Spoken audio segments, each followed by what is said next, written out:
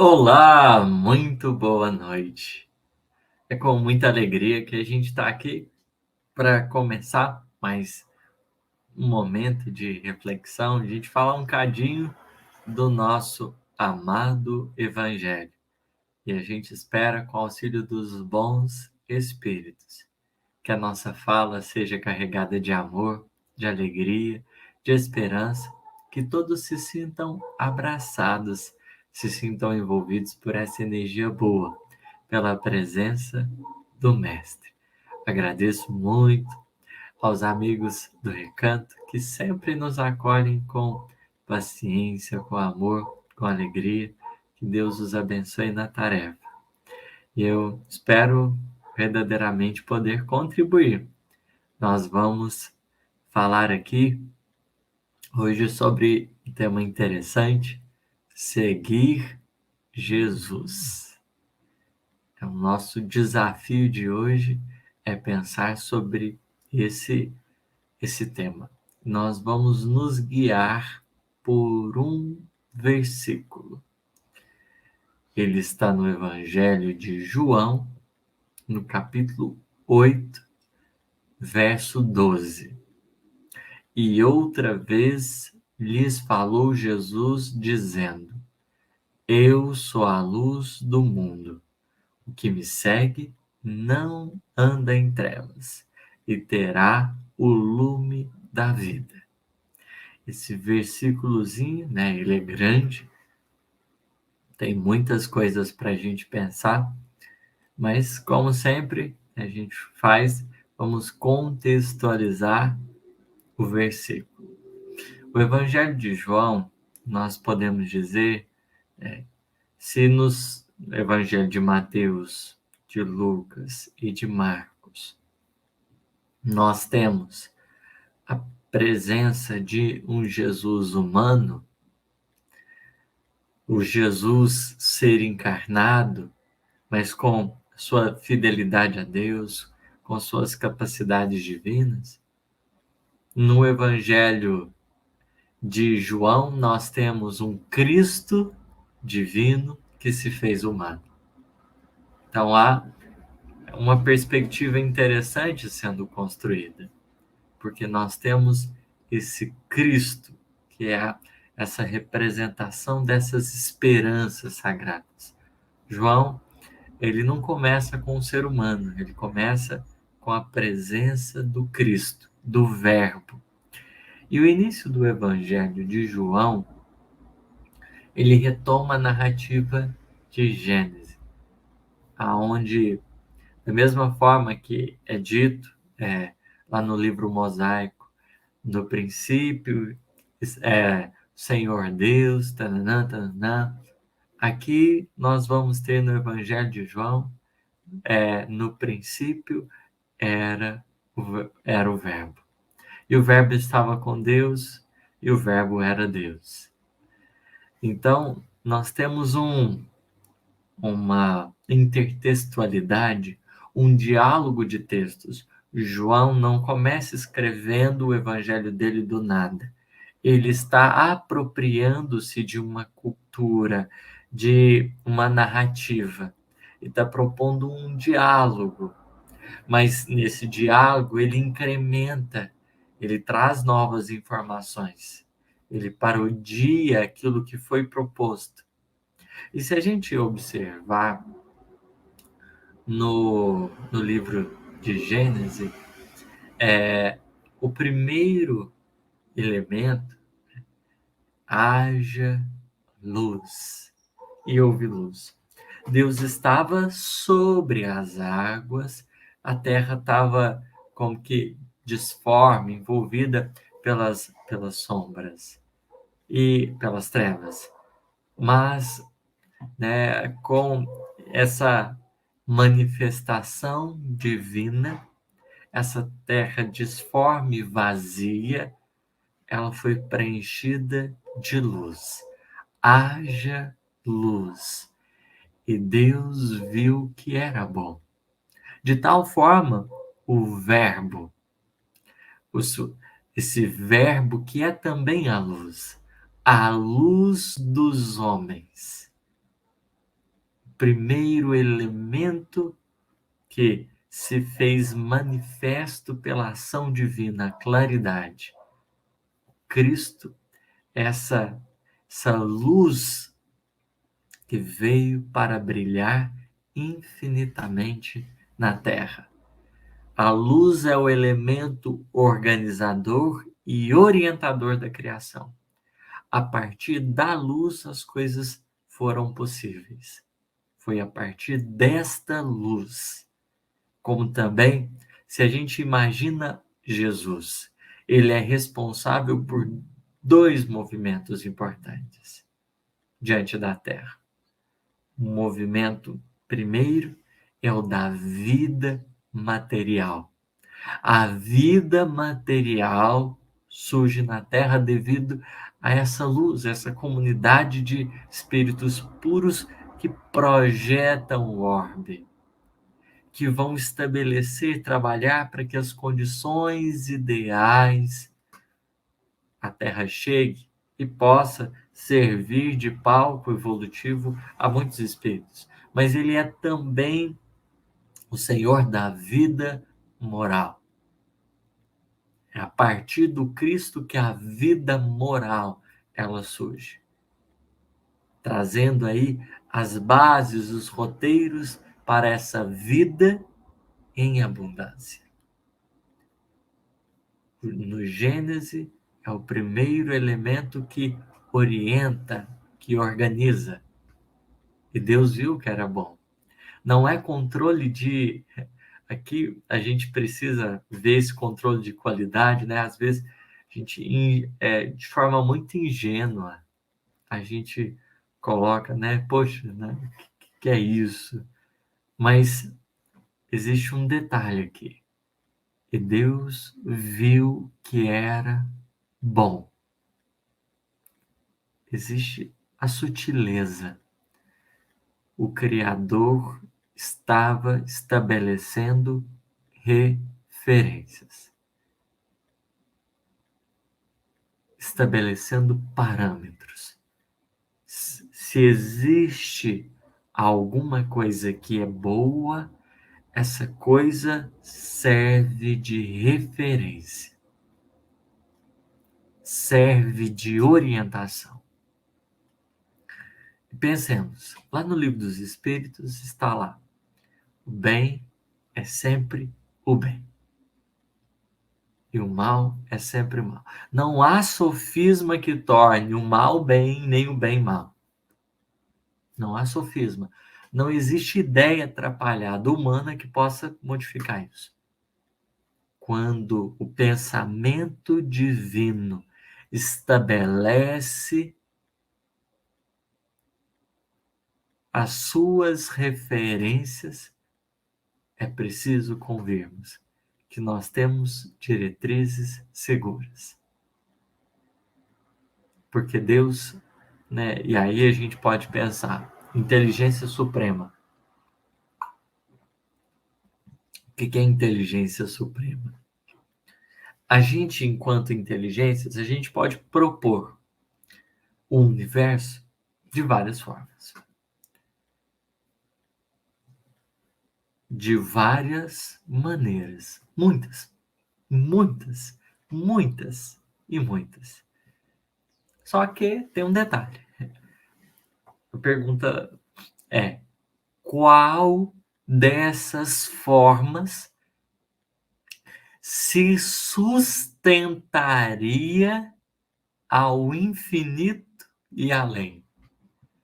Qual dessas suportaria todas as experiências diversas possíveis? Essa é a diferença da inteligência suprema para a inteligência comum. O que Deus estabelecera como orientação para a vida não representa o que dá certo em um momento, mas o que pode sustentar a harmonia, aconteça o que acontecer. O Criador escolhera o meio e o modo mais expressivo para que não tivessem baralhos, empecilhos, impeços. Foi do jeito que sustentaria, um modelo sustentável, autossustentável. As coordenadas propostas. O bem é sempre o bem. Então, poderia existir outros modelos? Poderia. Mas não teríamos outro que conseguiria sustentar. O espírito começa simples e ignorante e conquista a dentre tantas etapas, do princípio inteligente ao espírito, com letra maiúscula, ele conquista a existência. Os automatismos que dizem respeito à existência. Se a gente imaginar reino mineral, né, vegetal e animal, conquista da existência. Princípio inteligente que jornadeia em busca dos automatismos que lhe garantem a existência. Do espírito para o anjo, por assim dizer, a meta é diferente.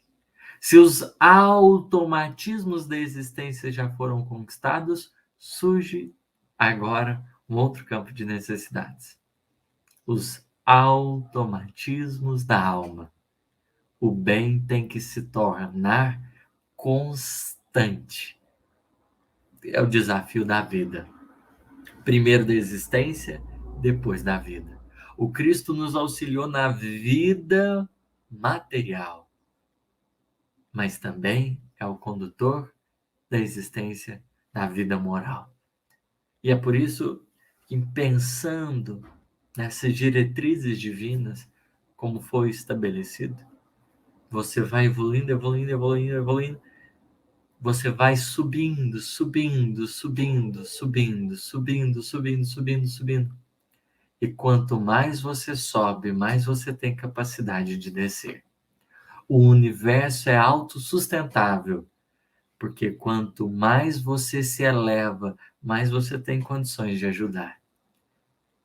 E o mal não tem existência própria por causa disso. Primeiro, porque ele só destrói e não constrói.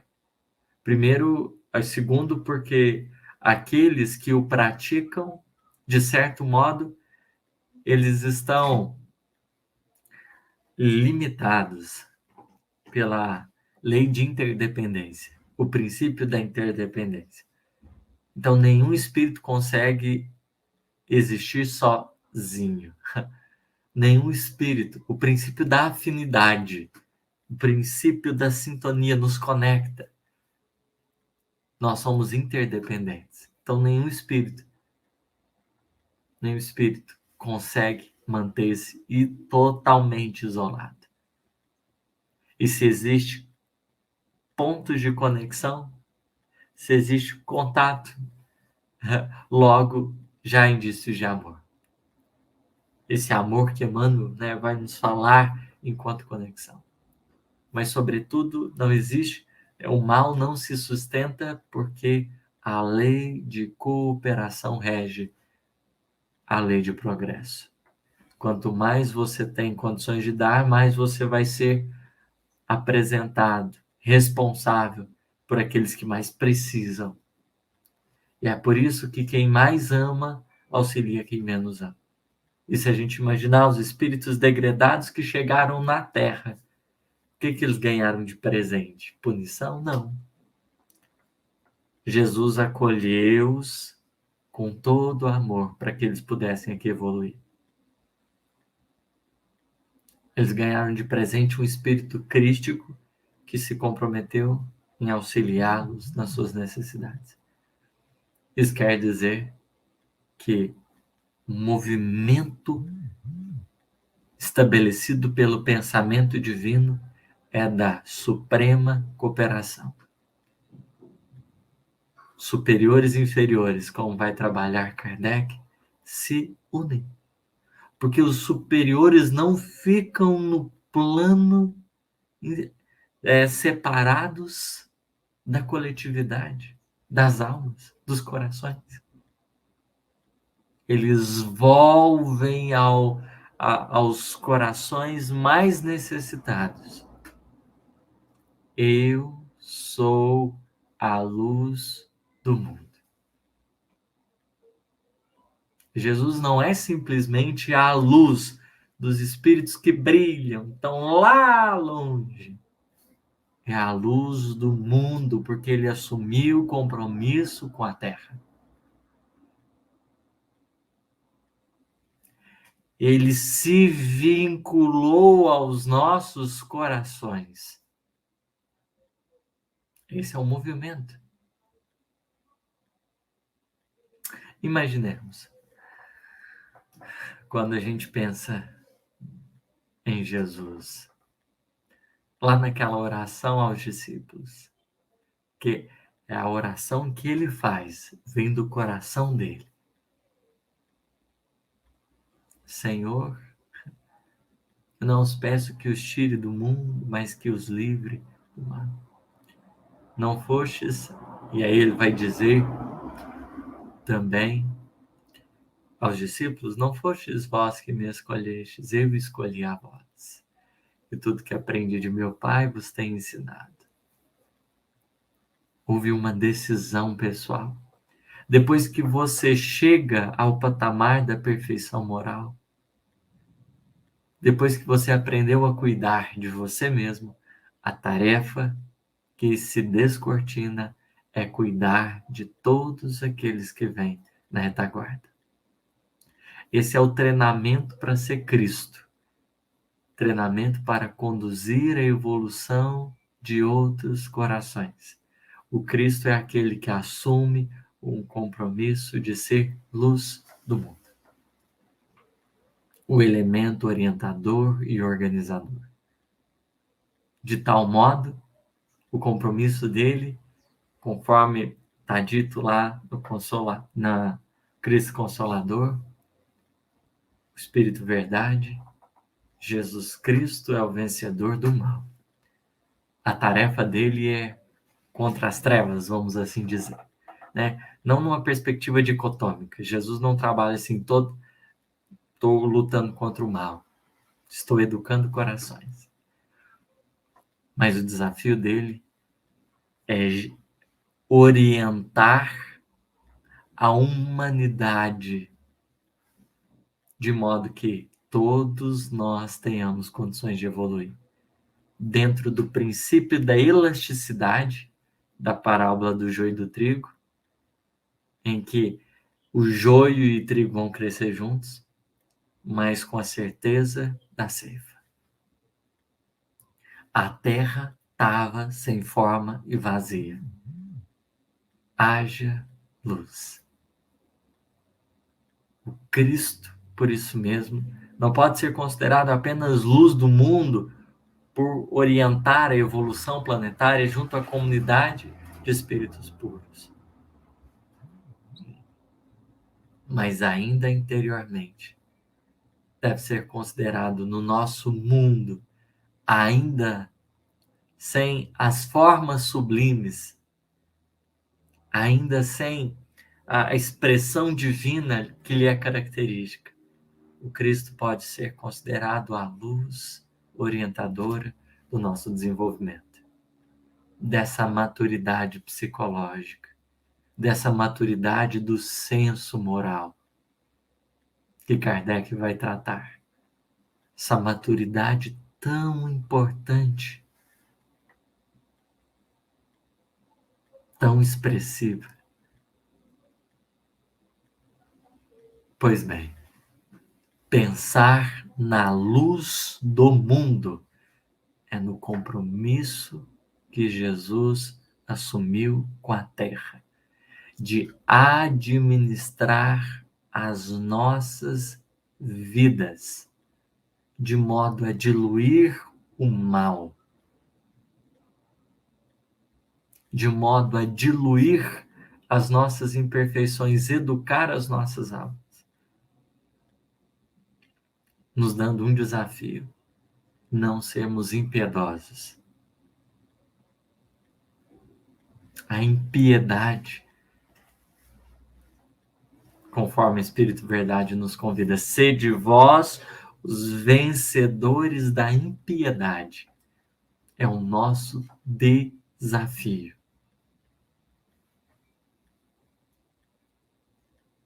O que a passagem nos conta? Capítulo 8 do Evangelho de João. Vamos lá? O título da passagem, né, que dá motivo para a frase de Jesus, a luz do mundo. A passagem se chama Uma mulher pega em adultério é apresentada a Jesus. Uma mulher pega em adultério é apresentada a Jesus. O que essa passagem nos conta? Jesus estava no Monte das Oliveiras e, ao romper da manhã, ele vem para o templo. E todo o povo veio ter com ele, que, assentado no pátio, os ensinava. Então, eles estavam ali no templo, um lugar de movimentação de pessoas, e o Cristo os ensinava. Vamos observando. Jesus estava no monte e veio para o templo. E ele estava assentado. Assentado. Jesus estava no alto e foi descendo, assentado para nos ensinar. Esse é o movimento dos Cristos. Por elevarem-se muito alto, conseguem descer para nos ensinar. Os escribas e fariseus lhe trouxeram uma mulher que fora apanhada em adultério. Colocaram-na no meio. Então, ela estava, nesse momento, sendo objeto da atenção de todo mundo. O povo, as pessoas que estavam ali, não só os escribas e fariseus, estavam como que, né, apreensivos com a situação. Imaginemos, né, aquela mulher, talvez sem condições de perceber o próprio rumo, a própria trajetória. E eles vão tentar, os escribas e fariseus, os que mais tinham compreensão da lei, os que talvez deveriam estar cultivando outras diretrizes, eles vão dizer: mestre, esta mulher foi agora mesmo apanhada em adultério. Moisés, na lei, mandou-nos apedrejá-la. E tu, que dizes? O evangelista vai contar que os judeus estavam provocando Jesus para terem do que o acusar. Mas observemos, eles chamaram Jesus de mestre. Então, né, vamos dizer assim, a provocação era mais expressiva ainda. Porque eles estavam ironizando essa condição de Jesus, de mestre. E aí, ao convocarem ele para falar, Jesus, né, conforme narra o evangelista, Jesus, porém, abaixando-se, começou a escrever com o dedo na terra. Olha que interessante. Ele estava no monte, foi para o templo, assentou-se e, abaixando-se, começou a escrever com o dedo na terra. Esse movimento de descida. Ele sobe no Sermão do Monte, ele também sobe no monte, senta-se. Ele sobe na barca e senta-se. Mas aqui, Jesus chegou, né, o mais baixo, o mais próximo da terra que somos. da terra sem forma e vazia. E ele começa a escrever com o dedo. Não é com auxílio de alguma coisa, não é portando um objeto, é com o próprio dedo, é o próprio punho. Não tem intermediário. É Jesus com a terra. É Jesus com o nosso coração. Ali foi um momento sensível que Jesus, em reconhecendo as nossas necessidades mais profundas, se abaixou para escrever a lei, né? As lições sagradas em nossos corações. Se até então fora cravado a lei nas pedras, aqui estava sendo como que escrito na terra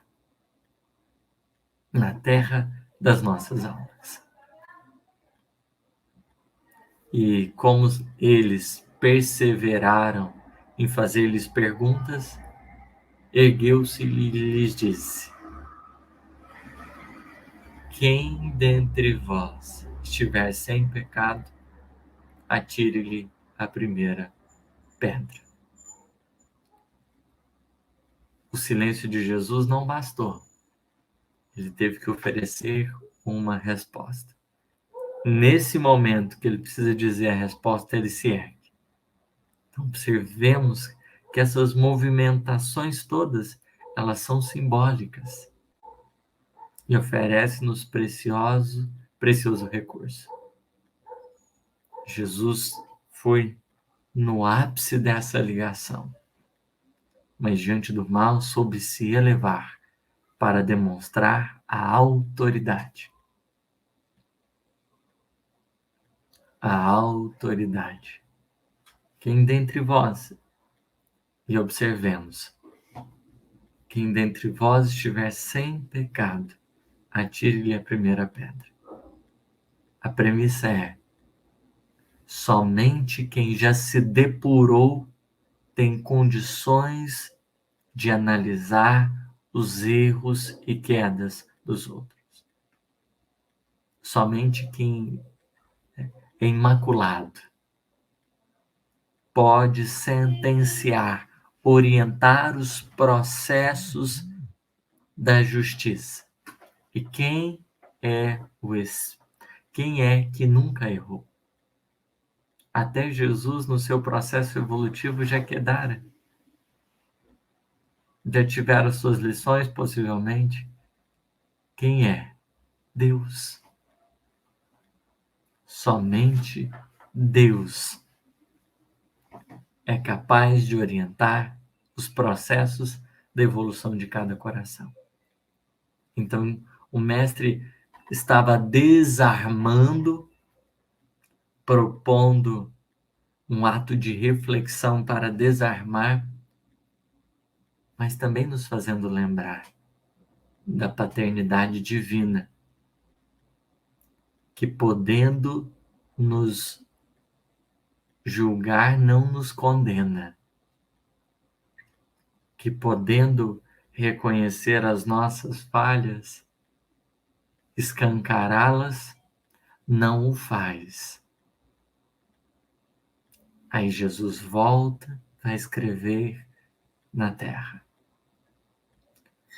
O pessoal, enquanto isso, foi saindo. E ficou só Jesus e a mulher que estava no meio, em pé. Jesus ergue de novo. Observemos esse contato semelhante ao de Jesus e Lázaro, na passagem em que o mestre, como que diante do momento que está todo mundo querendo matar, né? Vamos dizer assim, estão sepultando Lázaro vivo. Aqui a mulher estava sendo sepultada ainda viva, estava dormindo. Lázaro também. Jesus chega na situação para demonstrar esse amor divino. que resgata, que recupera, que reconcilia, que reestrutura, como Emmanuel vai apontar para nós no prefácio do Ave Cristo. Numa mensagem muito, mas muito expressiva mesmo, uma das mais bonitas, ele diz assim: hoje, como outrora, na organização social em decadência, Jesus avança no mundo. Então, diante das nossas calamidades, Jesus avança no mundo. E o que ele faz? Restaurando a esperança. Então, não é instaurar, restaurar, porque a gente acabou ruindo. Restaurando a esperança e a fraternidade, para que o santuário do amor seja reconstituído em seus legítimos fundamentos. É preciso reconstruir, restaurar, reconstituir. Por mais se desenfreie a tormenta, Cristo pacifica. Por mais negreja a sombra, Cristo ilumina. Por mais se desmande a força, Cristo reina. E é interessante, porque Jesus vai se erguer e vai voltar a conversar com a mulher. Mulher, onde estão os que te acusavam? Ninguém te condenou? Cadê todo mundo? Um movimento psicológico proposto. Olha, percebam, todos nós estamos quebrados, precisando de amparo, todos nós temos as nossas dificuldades.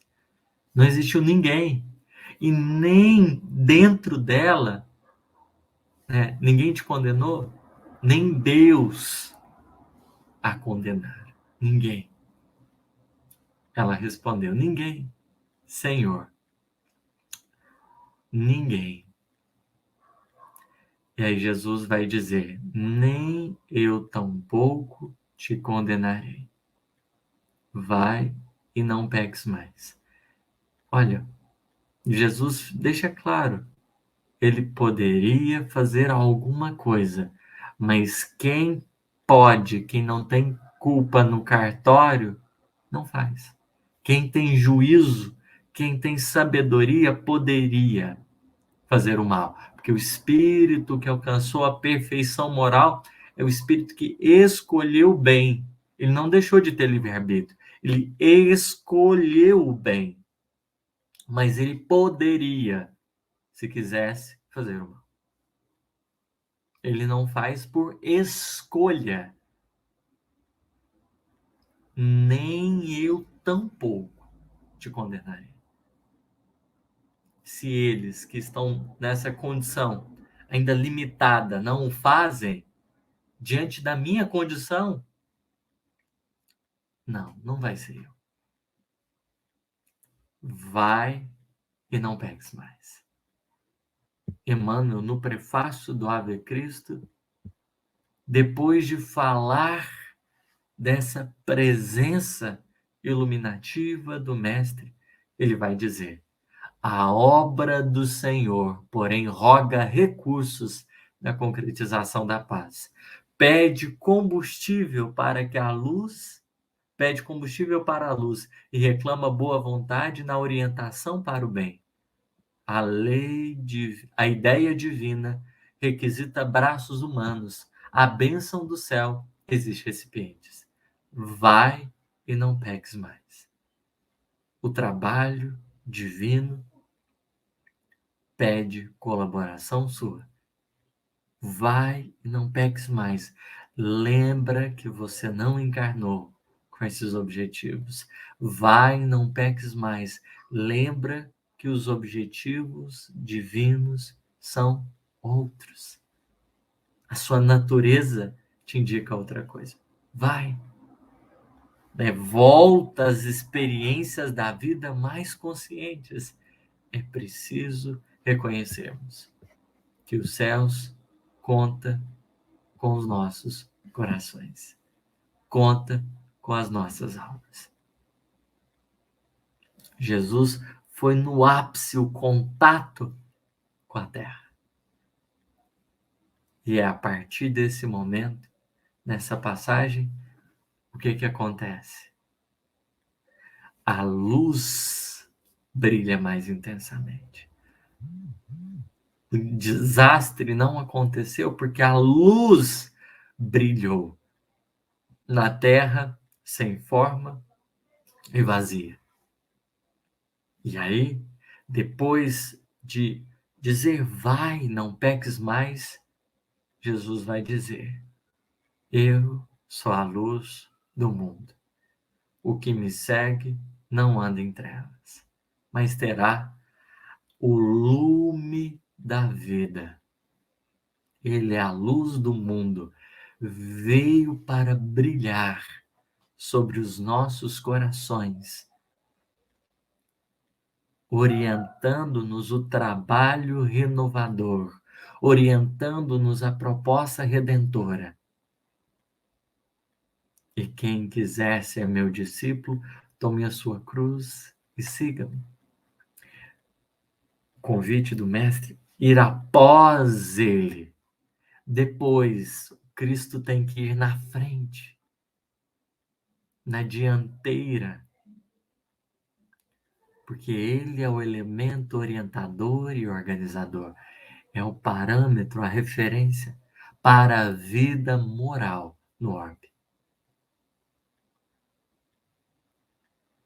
Mas igualmente ele reconhece que nós outros trazemos conosco as mesmas possibilidades. Brilha a vossa luz diante dos homens, para que os homens, vendo as vossas boas obras, glorifiquem o Pai que está no céu. Não pediria que brilhássemos se alguma coisa não trouxéssemos conosco. Somos também templos vivos da presença divina, que é esse raio de consciência, essa lei divina que se manifesta em nós nesse pensamento íntimo chamado consciência, que descortina para nós o lume da vida. Quem me segue, quem se movimenta comigo, não anda em trevas. Eu sou a vara, eu sou a videira, vós sois as varas. Se as minhas palavras estiverem em vós, estiverdes comigo, tudo o que pedirdes ao meu Pai vos será dado. Conexão, seguir, acompanhar a caminhada. O Evangelho, no dizer de Alcione, é um grande roteiro, é um grande caminho ascensional, caminho em que cada um de nós estamos num ponto, numa posição, mas independente da posição, nós não precisamos andar em trevas. Haja luz. A consciência veio para trazer-nos referência e para lembrarmos da nossa identidade. Brilhar a luz é permitir que a nossa consciência nos oriente os passos. Não anda, não se movimenta em trevas. Não é que não lida com as trevas, mas não se movimenta em trevas, mas tem o lume da vida. E aí, se formos ver a música Luzes da Luz, do Tim Vanessa, um frêmito na grande luz, e luzes jorraram em profusão. Houve tempo na eternidade, espaço na imensidão. Somos luzes da luz que jorramos no frêmito. Nós surgimos a partir dessa origem divina. O Cristo estivera presente naquele momento. Quando a mulher pega em adultério, a situação é simbólica. O Espírito ainda materializado não consegue lidar com o mal. Cristo é a luz do mundo. Os Cristos que já avançaram além do mal, que optaram pelo bem por decisão própria, eles sabem administrar o mal, vencer o mal. O desafio nosso é a impiedade. O que foi acometido? Os fariseus, os escribas, que estavam cheios ali do desejo de apedrejar. O nosso desafio é da impiedade, da indiferença. Porque a pretexto de corrigir o mal, nós podemos quedar gravemente. A impiedade é nós nos resguardando de afundarmos nas fileiras do mal. Por isso que no Evangelho segundo o Espiritismo, Miguel vai dizer: a piedade é o sentimento que mais vos aproxima dos anjos. Porque significa não mais olho por olho, mas agora fazei aos outros o que gostaríeis que os outros vos fizessem. A piedade é o compromisso com o bem, quando muitas vezes poderíamos estar inclinados ao mal. O Cristo veio para isso. Obrigado pela paciência e pela misericórdia de vocês em nos ouvirem.